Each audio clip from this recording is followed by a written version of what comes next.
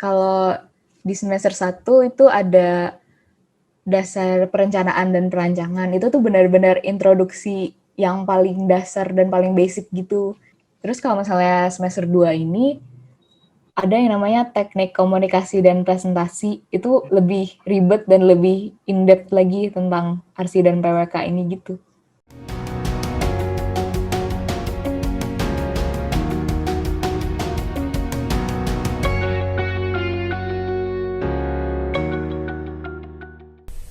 Hai, selamat datang di Akalogy, channel yang akan membahas nih persiapan masuk dan hal-hal seputar kampus. Bersama saya David, dan hari ini kembali kita akan membahas mengenai ITB. Kita akan membahas mengenai Sekolah Arsitektur, Perencanaan, dan Pengembangan Kebijakan, atau disingkat SAPPK ITB.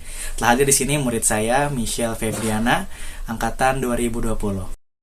Halo Michelle, gimana kabarnya nih? Terima kasih banyak sebelumnya sudah menyempatkan ke sini ya. Coba Michelle kenalkan diri dulu, asal SMA, terus ini pilihan keberapa? Yuk. Oke. Halo, nama aku Michelle Febriana, bisa panggil Michelle aja. Terus dari Dian Harapan Jakarta dan masuk pilihan ke-1 yaitu SAPPK ITB lewat jalur SBMPTN. Oke, SAPPK ITB, karena semua di ITB kan fakultas ya, Cel, masuknya itu ya. Michelle dulu punya cita-citanya itu apakah emang kesini langsung sebagai pilihan pertama atau punya keinginan lain pas SMA? Dulu sejak kelas 9 sih itu pengen jadi dokter. Terus lama-lama pengen beralih ke dokter gigi. Dan itu tuh selama sekitar 3 tahun gitu. Kayak sampai awal semester 2 kelas 12 itu mulai kepikiran untuk ARSI. Dan mungkin gara-gara didorong mama juga sih, nggak tahu kenapa mama aku suka kayak nyuruh aku ARSI, tapi aku nggak mau gara-gara nggak kebayang mat sama fisikanya gitu. Terus akhirnya mulai consider dan mulai bingung gitu antara dokter gigi atau ARSI. Terus aku mulai curiga bahwa aku itu buta warna, soalnya kakak aku yang cowok juga buta warna. Terus kalau misalnya aku ngelihat bulet-buletan yang angka-angka itu, aku suka nggak bisa ngelihat angka-angkanya. Jadi kayak ya, akhirnya pas itu Januari atau Februari mulai ke dokter mata, terus ternyata aku buta warna parsial, dan pas itu aku belum tahu ada universitas yang menerima dokter gigi yang buta warna parsial atau enggak. Jadi aku ngelihat itu sebagai kayak tanda kalau aku harus ambil ARSI gitu deh. Oke, setelah tahu buta warna itu gimana perasaannya, Cel? Apakah kecewa kah karena pengen masuk kedokteran gigi? Karena tahunya kan di semester 2 kan, which is kamu sudah persiapan dari semester 1. Gimana tuh? Kecewa sih, kayak ada rasa sedih gitu. Tapi kan emang pas sebelum tahu buta warna aku udah bingung gitu. Jadi aku melihat itu sebagai suatu jawaban gitulah. Jadi udah ada arah. Oke, jawaban dari kegalauan ya ternyata karena dokter. Oke, nah Michelle kan dari sekolah Dian Harapan ya. Kemarin kita juga udah pernah ngobrol sama Brandon dari Dian Harapan. Nah, kalau di sekolah Michelle ini chance untuk undangan terutama untuk yang ke ITB itu gimana sih, Cel? Apakah banyak kakak tingkatnya yang masuk ITB atau seperti apa? Kalau kesempatan untuk dapat SNMPTN, kalau misalnya kuotanya sih lumayan banyak karena gara-gara kayaknya akreditasinya A ya. Tapi kalau misalnya keterimanya itu tiap tahun antara 2 atau 1 atau nggak ada gitu. Tapi kalau misalnya di ITB sendiri, terutama di satu fakultas gitu, itu sering ada alumni yang masuk. Jadi kalau misalnya kita daftar ke fakultas yang alumninya banyak, itu kemungkinannya lumayan gede sih. Kalau dari tahun sebelumnya ada yang masuk ke SAPPK, Cel? Enggak, Oh, enggak nggak ada. pernah. Apa belum ada atau pernah beberapa tahun yang lalunya atau gimana, Cel? Setahu aku belum sih. Oh, Iya, belum ya. kata kakak tingkat aku juga belum. Oke, jadi sebenarnya kecil mungkin ya chance-nya untuk Michelle keterima di undangan waktu itu. Waktu itu masukin undangannya berarti SAPPK ITB, Cel ya? Iya, pilihan pertama ya. Oke, nah kalau seperti itu berarti Michelle sudah tahu sedikit peluangnya kecil ya.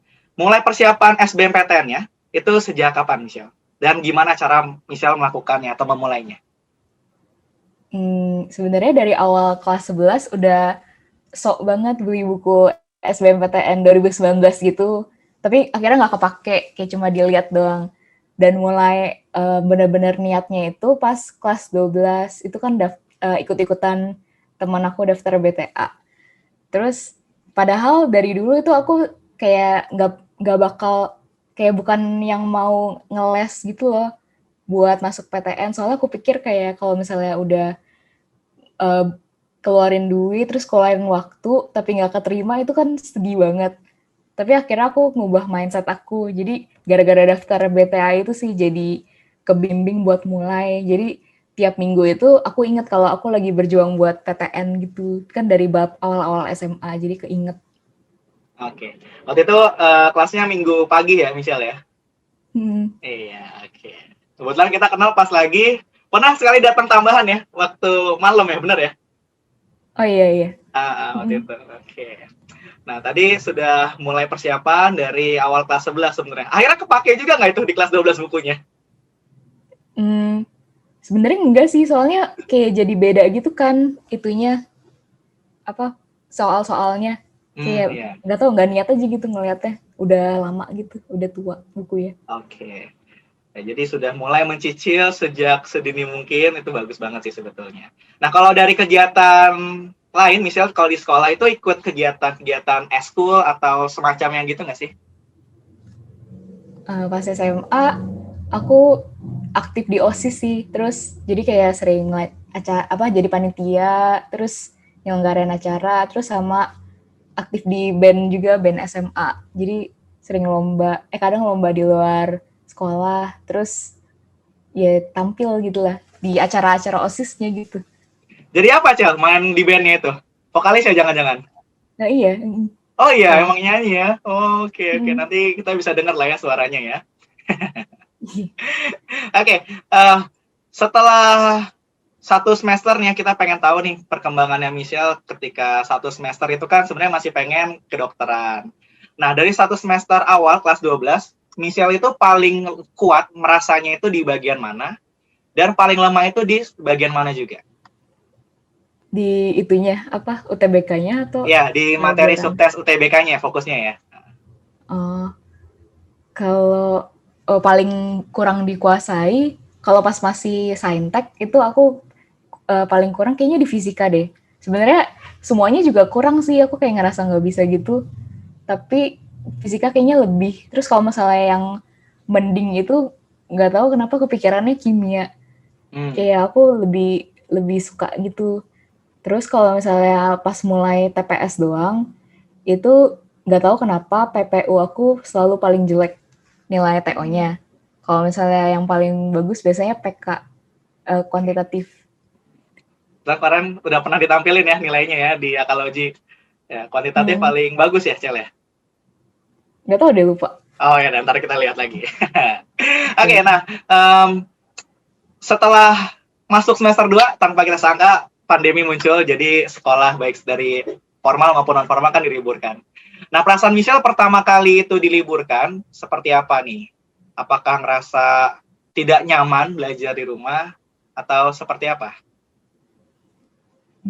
Mungkin keadaan online ini mengganggu dalam hal aku jadi enggak dalam suasana ambis gitu. Kayak kalau misalnya lagi belajar sama teman atau belajar di les, jadi lebih kayak ngerasa sendiri dan lebih exposed untuk terdistraksi gitu kan sama HP, sama notif gitu. Terus karena di rumah, otak aku jadi kayak nggak bisa bedain antara waktu belajar sama istirahat. Karena kan di ruang yang sama terus, hasilnya dari aku bangun sampai aku tidur lagi, itu aku jadi belajar mulu gitu. Gara-gara kalau misalnya aku kayak diem, aku ngerasa benar-benar bersalah. Tapi meskipun belajar berjam-jam, itu nggak efektif gitu. Jadi akhirnya ngeganggu mental health aku juga gitu. Jadi stres. Jadi ternyata membuat stres juga ya. Nah, itu kan berarti tantangannya Michelle nih. Setelah mengetahui ada tantangan tersebut, gimana cara Michelle mengatasinya? Atau apakah belajarnya pindah yang tadinya di kamar jadi kemana, ruang makan atau mana? Atau gimana mengatur waktu belajarnya? Iya sih, aku jadi ke ruang tamu gitu. ke meja makan belajarnya, dan itu ngebantu banget kayak ngepisah space belajar sama space istirahat gitu. Terus selain itu juga aku belajar tegas ke diri aku sendiri. Meski mungkin aku jenuh kalau misalnya di rumah, tapi aku ingetin diri sendiri aku kayak kenapa aku lagi berjuang sekarang.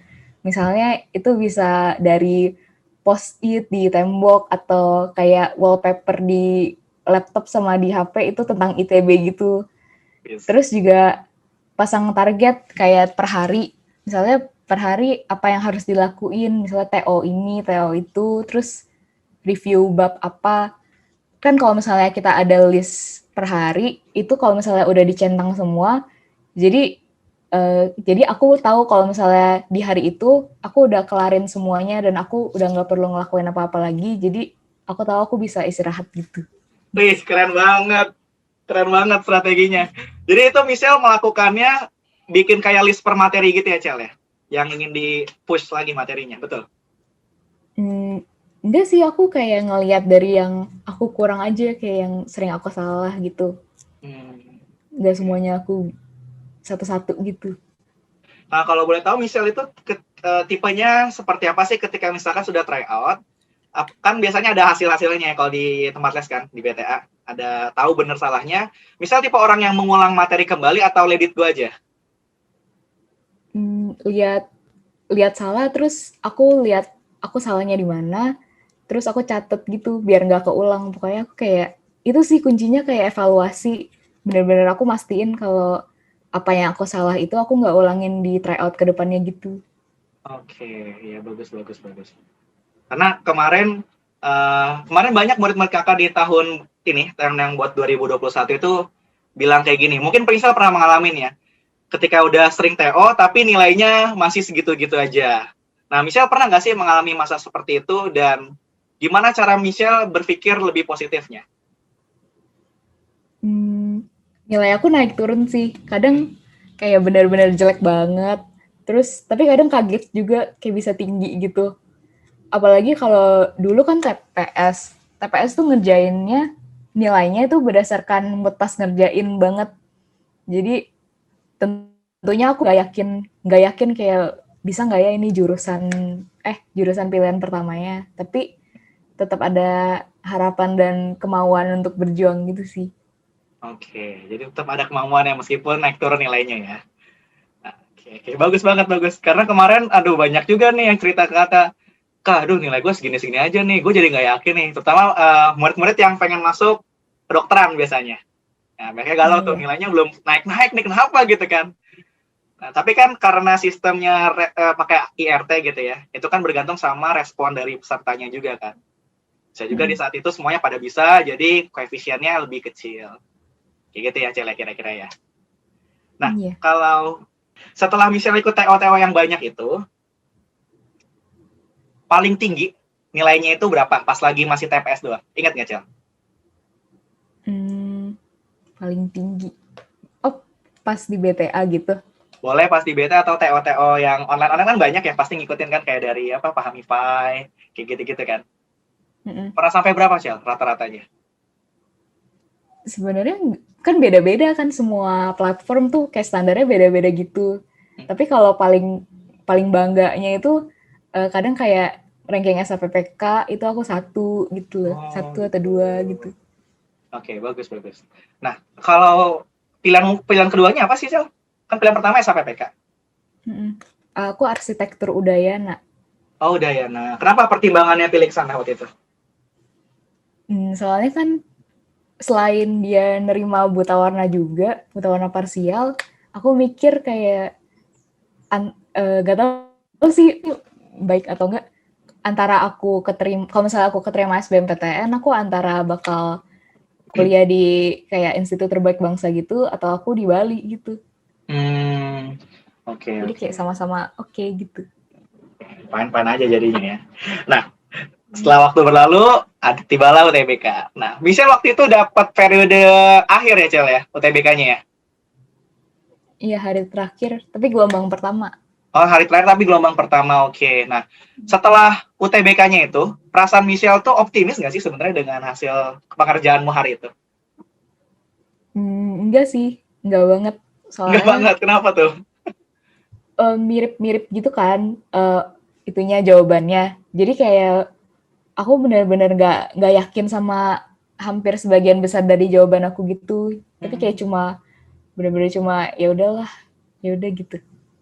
Ya, karena Berserah. kan misal kalau ada di hari terakhir gelombang pertama udah denger lah ciutan-ciutan di Twitter ya. Wah, soalnya Iya, tuh yang iya. kayak begini nih apa bahasa panda lah, bahasa Anda apa gitu-gitu kan. Itu sebenarnya misal ke distraksi nggak sih dengan waktu periode UTBK yang tidak serentak seperti zaman Kak David dulu? terdistraksi. Iya sih. Iya sih kayak Ya.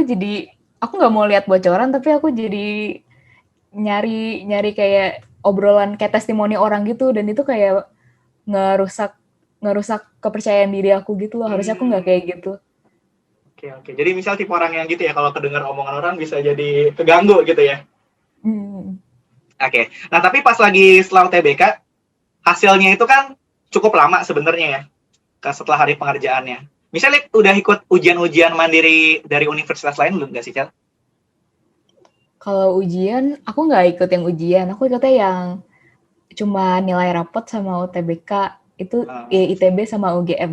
oke. Pilihnya sama juga, arsitektur gitu ya? Hmm. Oke. Jadi misalnya emang pengennya ke arsitektur.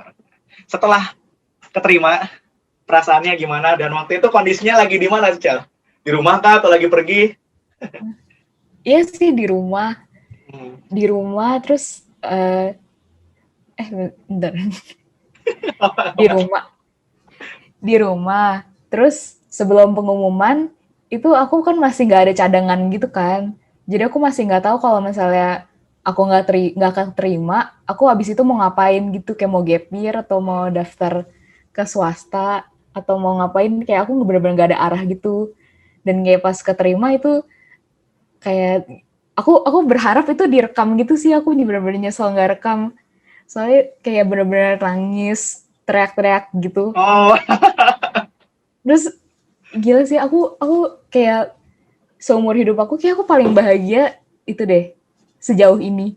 wow, keren keren. Dan Terus, iya setiap hari kayak sampai sekarang setiap hari bersyukur banget sih. Aku nggak hmm. tahu aku sekarang ngapain kalau nggak keterima. Oh iya, keren ya. Berarti sama lah kayak dulu perasaan kakak keterima SBM juga, matematika UI. Nah, Hmm, oke, jadi bangga banget lah pastilah ya, nggak bisa terungkapkan. Nah, oke, setelah keterima kuliah, eh, satu semester sudah berlalu, Michelle ya. Gimana rasanya memulai lembar baru di kehidupan Michelle secara online?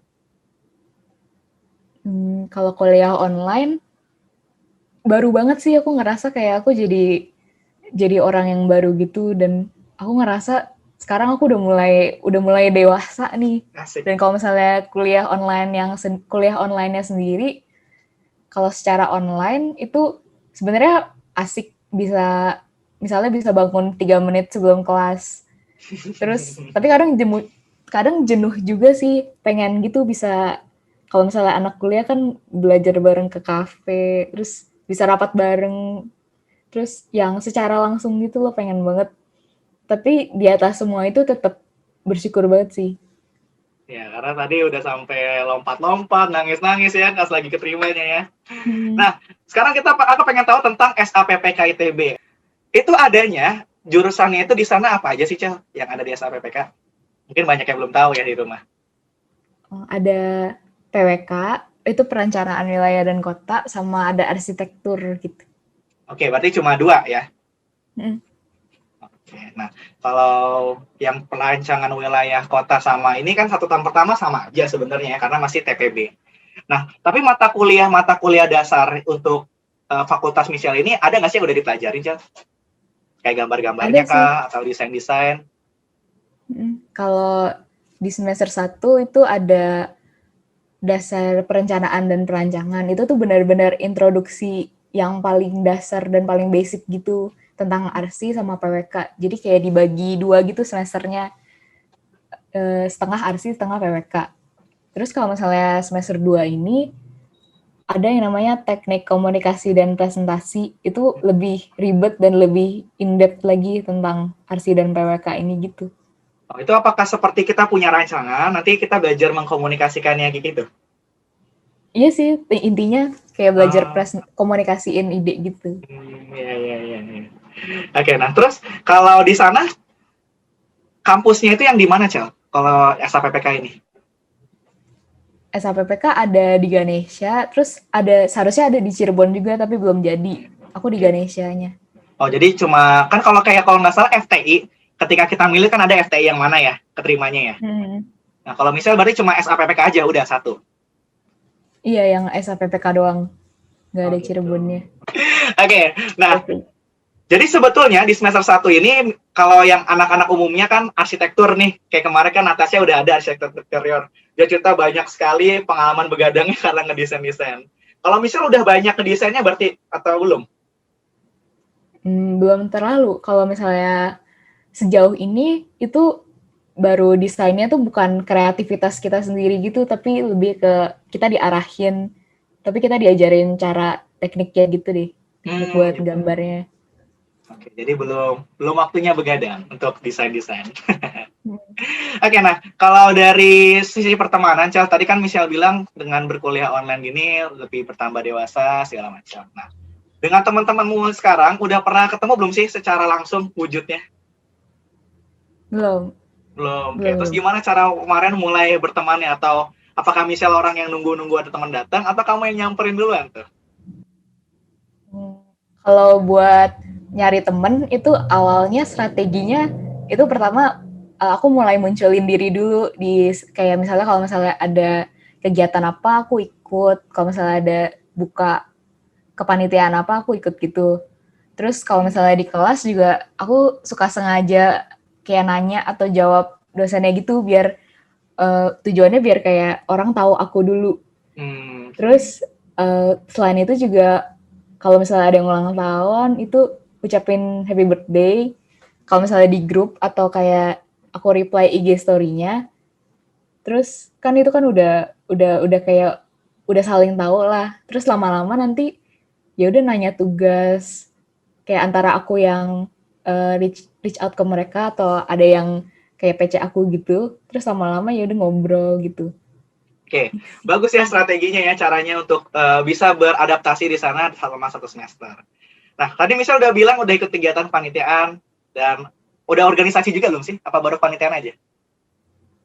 Kalau organisasi enggak sih, Oh, belum. Oke. baru ya panitia-panitia gitu deh. Udah ikut panitiaan apa, Cel? Selama semester satu ITB ini? Dulu aku ikut wisuda pas Oktober, panitia wisuda. Terus sekarang lagi ikut wisuda April. Terus Oke. iya sih, gitu. Oke, oke, oke. Seru nggak, Cel, ikut kegiatan-kegiatan di kuliahan ini? Karena kan beda pastinya ya atmosfernya dengan di SMA. Iya sih, jadi lebih kenal sama orang, terus sama cutting yang di fakultas lain juga gitu. Dan lebih Oke. kenal sama ITB-nya juga gitu. Nah, sama ITB-nya ya. Nah, kalau ngomong kalau tentang ITB, misal udah cari tempat tinggal di sana belum sih? Atau punya keluarga di Bandung? Paling saudara jauh sih, tapi kalau misalnya tempat tinggal udah nyari-nyari tapi belum ada yang udah fix gitu. Oke, oke, oke. Nah, terus secara akademismu berapa nih IP semester satunya, Cel? Kira-kira? 3,79. 3,79. Berarti adaptasinya bagus ya. Nah, oh ya ngomong-ngomong, Lumayan. kan TPB ini tujuannya untuk memecah gitu ya dari satu fakultas ke jurusan-jurusan. Nah, kalau persentasenya apakah itu 50-50, Cel, untuk yang arsitektur dengan yang PWK atau kayak gimana sih di SAPPK ini? Justru kemarin kan ada dari angkatan aku ada yang adain survei gitu. Hmm. Terus kalau misalnya di SHPPK itu ada program peminatan. Jadi kalau misalnya ambil program peminatan itu kan cuma bisa PWK. Jadi kalau misalnya ambil program peminatan PWK itu langsung otomatis nanti bakal masuk ke PWK gitu. Jadi gara-gara ada itu jadi agak seimbang lah arsitektur sama PWK-nya mungkin kayak 60-40 atau 50-50-an gitu. Tapi kalau misalnya kemarin tuh di ada mereka juga nampilin persentase orang-orang yang selain peminatan. Dan kalau misalnya orang-orang yang selain peminatan PWK itu tuh 80% arsitektur, 20% PWK gitu. Jadi emang banyak kan anak-anak yang masuk ke SAPPK pengen arsitekturnya gitu ya? Mm-mm. Oke. Nah, oke Michelle, sekarang nggak pengen tanya terkait biaya kuliah, karena kan untuk sobat akal di rumah yang mau masuk ITB pasti perlu tahu lah biaya kuliahnya. Kalau di SAPPK ITB untuk anak yang SNMPTN ataupun SBMPTN kan nggak bayar uang pangkal.